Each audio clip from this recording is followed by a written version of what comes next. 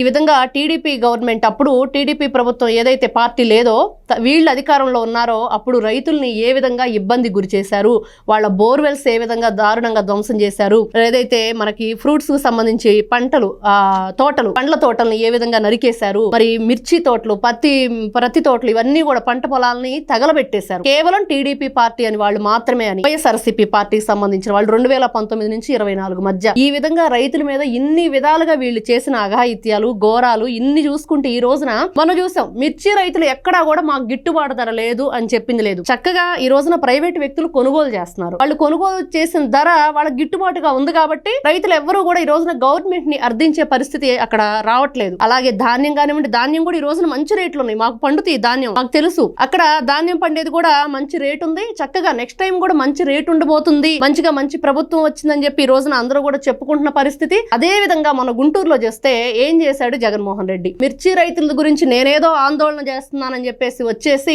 14 టిక్కీలు ఒక మిర్చికి సంబంధించిన బస్తాలు వీళ్ళు తీసుకెళ్లి ఎక్కడో దొంగతనం చేసి ఒక ట్రక్కులో వేసుకున్న పరిస్థితి.